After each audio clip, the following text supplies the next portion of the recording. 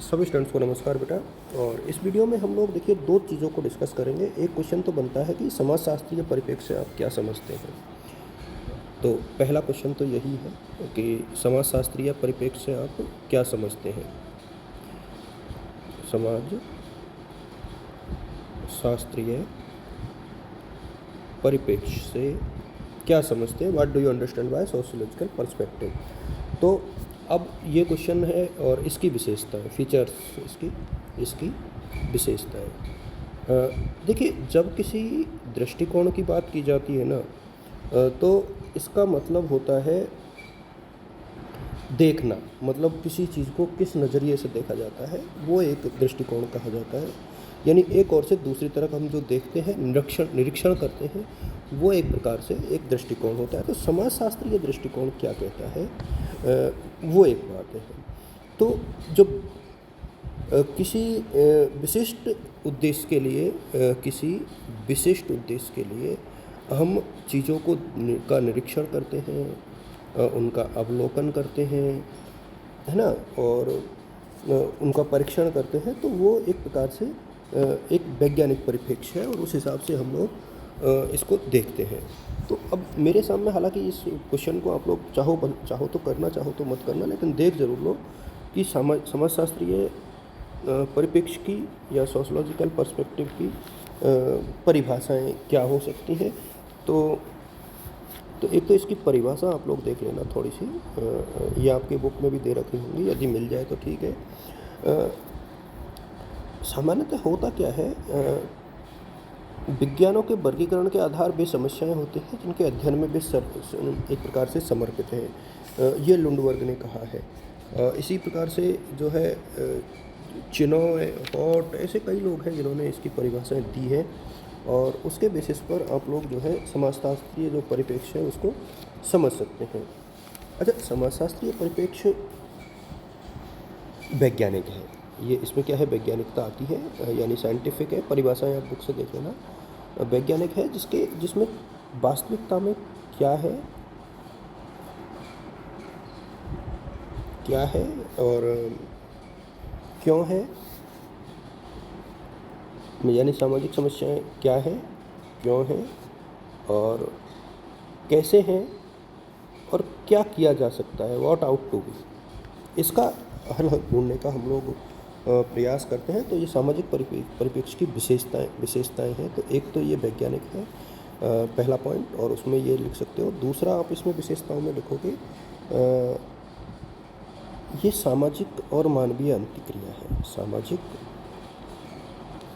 एवं मानवीय अंतःक्रिया यानी इंटर रिलेशनशिप है। और यदि हम लोग और थोड़ा सा आगे बढ़े तो सामाजिक तथ्यों पर आधारित है, सामाजिक तथ्यों पर आधारित है। देखिए क्वेश्चन इसी तरीके से आएंगे तो आप लोग उसी तरीके से इसको हल भी कीजिए। और घटनाओं, कारकों पर निर्भर है।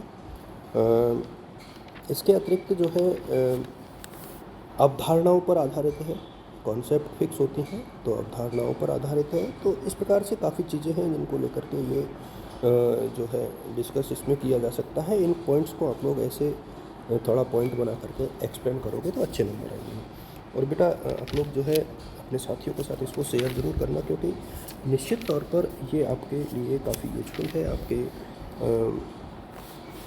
पेपर के भी लिहाज से और आगे चल के पढ़ोगे तो समझने के लिहाज से भी।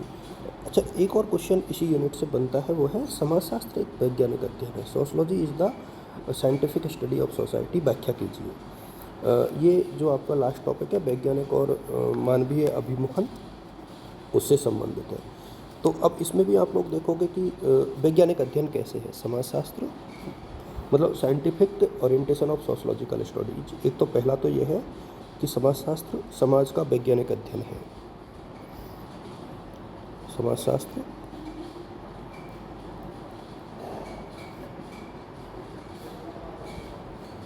वैज्ञानिक अध्ययन है। अब वैज्ञानिक अध्ययन क्यों है, देखिए आप लोग देख लेना, सिर्फ मैं इसमें कुछ पॉइंट्स हैं कि वैज्ञानिक अध्ययन क्यों है, इसके पॉइंट्स हैं, आप लोग याद कर लो। समाजशास्त्र के साथ क्या जुड़ी होती है, समाजशास्त्र एवं तर्क संगतता। तो समाजशास्त्र में तर्क होते हैं, इसलिए ये वैज्ञानिक है। दूसरा, समाजशास्त्र में सार्वभौमिकता होती है, यानी इसके नियम सब पर लागू होते हैं। समाजशास्त्र एवं सार्वभौमिकता यानी यूनिवर्सिटी, सार्वभौमिकता। और इसके साथ समाजशास्त्र में जो है मानवीय पहलू होते हैं एवं मानवीय पहलू होते हैं और पक्षपात रहित समाजशास्त्र और पक्षपात रहित, इसके कुछ पॉइंट्स हैं। और समाजशास्त्र एवं तटस्थता, ये पॉइंट्स को आप लोग रट लोगे तो आपके लिए बहुत महत्वपूर्ण रहेगा। समाजशास्त्र में कारण परिणाम संबंध होता है, कारण परिणाम संबंध होता है, भविष्यवाणी या पूर्वानुमान संबंध है एवं पूर्वानुमान, तो प्रेडिक्शंस पॉसिबल है सोशियोलॉजी में। और तथ्यों का संकलन होता है, तथ्यों का संकलन होता है, तथ्यों का संकलन होता है। और एक क्या है, वैज्ञानिक पद्धतियों का प्रयोग होता है, वैज्ञानिक पद्धतियों का प्रयोग होता है। तो इन सब से ये क्या हो गया, समाजशास्त्र एक प्रकार से वैज्ञानिक दृष्टिकोण पर आधारित हो गई। बस यहाँ से ये निष्कर्ष आपको निकालना है। लेकिन अब आलोचनाएं हो जाएंगी, क्योंकि ये सब कुछ संभव नहीं है, क्योंकि ये मानव का व्यवहार परिवर्तनशील होता है और ये कला भी होती है। तो इस वजह से मानव का व्यवहार परिवर्तनशील है, जटिलता है, अध्ययनकर्ता खुद मानव है और तटस्थ रह ही नहीं सकता, क्योंकि ये मानव का नेचर है। तो ये कुछ चीज़ें इसमें शामिल है। अच्छा, एक और क्वेश्चन इसी से बनता है, वो है समाजशास्त्र की मानविकी प्रवृत्ति, मानविकी प्रवृत्ति या मानविकी दृष्टिकोण, मानविकी प्रकृति, एक प्रकार से ह्यूमनिस्टिक परसेप्शन ऑफ सोशियोलॉजी। अब देखिए, एक तो साइंटिफिक हो गया, अब ह्यूमनिस्टिक में क्या है, तो इसकी विशेषता है बहुत सिंपल, मैं आपको बता दूं कि कौन कौन सी विशेषता है। ये जो विशेषता है वो विज्ञान और वैज्ञानिक पद्धति का विरोध करती है, विज्ञान एवं वैज्ञानिक पद्धति का विरोध। इसमें मानव केंद्र में आ गया, विषय परकता पर जोर, विषय परकता पर जोर, और इसके अतिरिक्त प्रतिमानों को अर्थ प्रदान करना, प्रतिमानों को अर्थ प्रदान करना। प्रत्यक्षता होती है भूमिका की व्यवहारिकता का अध्ययन, व्यवहारिकता का अध्ययन, और व्यक्ति के अध्ययन पर यह बल देता है, व्यक्ति के अध्ययन को फोकस करता है, तो व्यक्ति के अध्ययन पर बल देता है, निष्पक्ष अध्ययन करता है। ये इस प्रकार की कुछ चीज़ें इसमें होती हैं। और इसके कुछ सिद्धांत हैं, मानवीय प्रकृति की पद्धतियाँ हैं, जैसे इनको सिर्फ आप लोग नाम याद रख लेना, डिटेल की आवश्यकता नहीं है। एथनो मेथोडोलॉजी, और एक जो है फिनोमिनोलॉजी, मैं इनकी डिटेल कभी आगे बताऊंगा आपको, फिनोमेनोलॉजी, और रेडिकल उपागम, और एक जो है चौथा प्रतीकात्मक अंतःक्रिया।